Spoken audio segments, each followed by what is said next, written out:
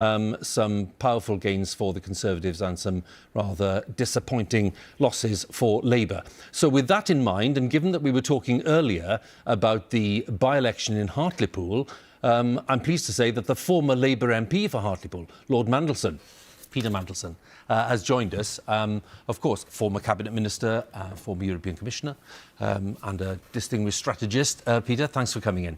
Nice to be here. Must be very sad for you to see what happened in Hartlepool from Labour's point of view. It is. I'm very upset. I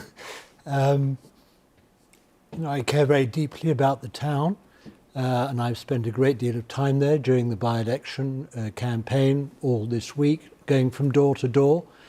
But although it was a funny old by-election, a strange campaign, two things are absolutely clear to me about it. One is that COVID, the pandemic, almost literally drained the politics out of the by-election and out of the campaign. It was almost impossible to raise any issue, to touch on any subject, to issue any challenge on anything other than what people really wanted to talk about, which was COVID, the pandemic, getting through it, and of course the vaccine, which has offered a huge reprieve for the government. And usually by-elections are occasions where people issue a powerful message or a big protest vote against whatever they think the government is doing wrong. This didn't happen in this by-election. Secondly, it's perfectly clear to me that the Labour Party has basically not been forgiven for losing its way during the last decade. When we came out of government in 2010, the people who took over the leadership of the Labour Party, thought it was incredibly clever to sort of try and airbrush out and then sort of extinguish all the achievements that we had chalked up in government.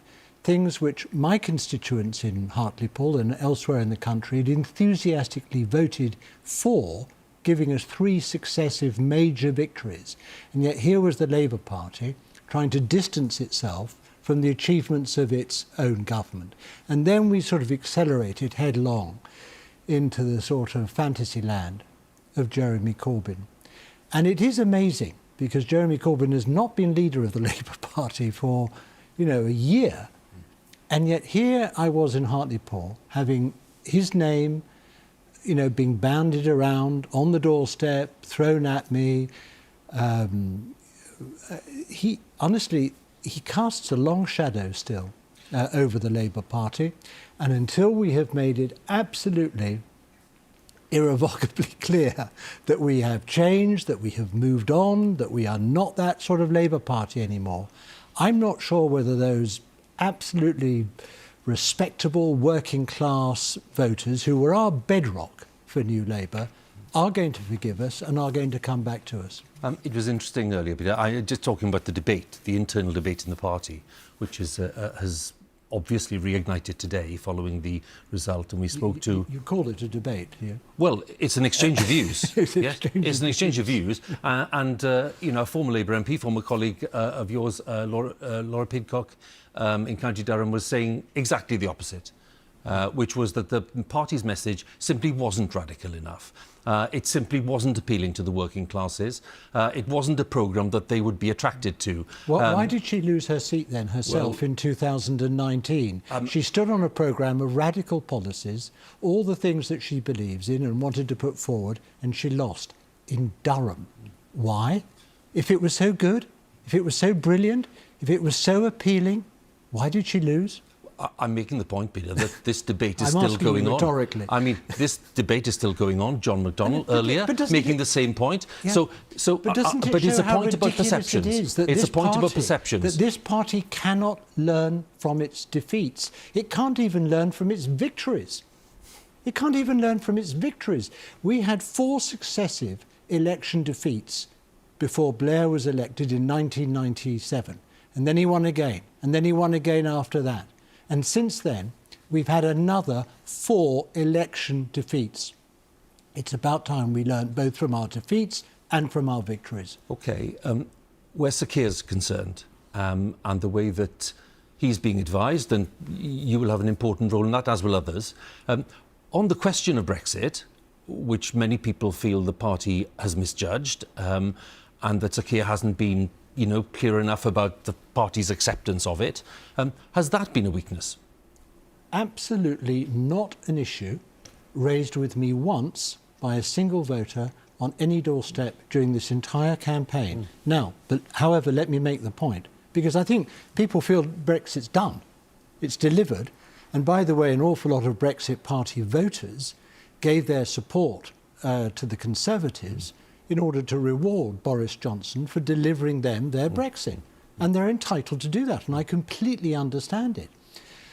But where I think that Brexit is a factor is in this respect. Brexit values the sorts of cultural differences, social differences, the sort of intensity of feeling that it excited, that is still present. It's not about Europe. It's not about self-government. It's not about, relitigating the Brexit decision. But there are now clearly cultural and social divisions which, in a sense, were exposed by Brexit, which do overlay economic and other class interests amongst people in the north of England, and they were very clearly on display in talking to me in my former constituency. So this is something Labour has to understand.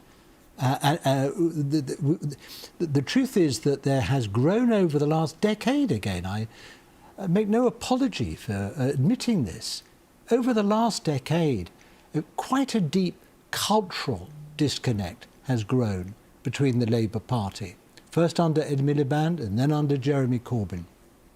Between our party and those voters who socially and culturally are not on the same wavelength as us and not on the same page, even though they like many of our policies. They feel that we are trying to stand up for them. We bring the investment in public services. We're trying to bring jobs to areas which have lost industry. We're trying to bring change. But there's something else which is not so economic, which is not about class.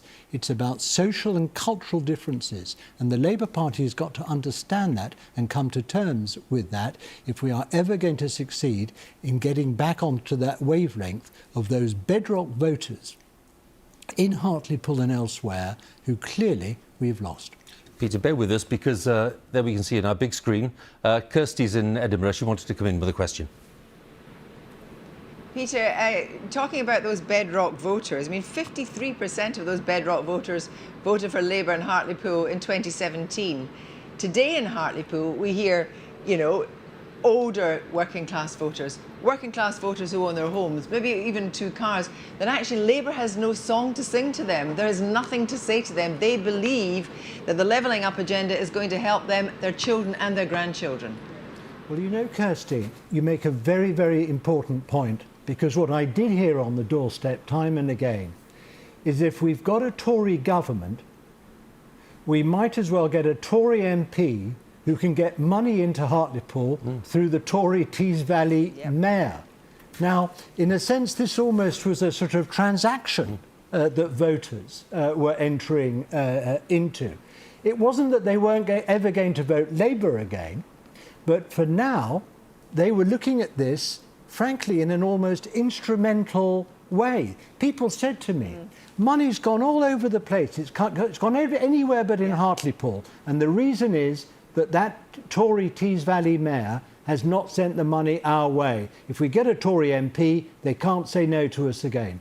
Well, you can call it a bribe if you like, you can call it pork barrel politics, but actually it's straight basic politics. And I do not criticise my former constituents for voting in that way, because frankly, Hartlepool has taken a real toll in the last 10 years from Tory austerity and public service cuts and spending cuts in the town. And if they feel that they can get a little bit more of it now to offset that, who can blame them for doing so?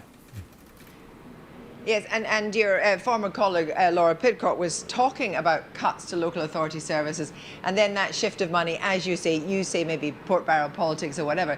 But they see local mayors, they see people at Ben Houchin in their own image doing things that would be unthinkable from a former Tory government, privatising the local airport. Whoever would have done that? And yet he's been given the freedom to do that. So they see localism affecting them in a way that actually Labour hasn't been able to deliver that for them, even in terms of the message. But Kirsty, the reason we haven't been able to deliver it is because we haven't been in office, we haven't been in power for 10 years.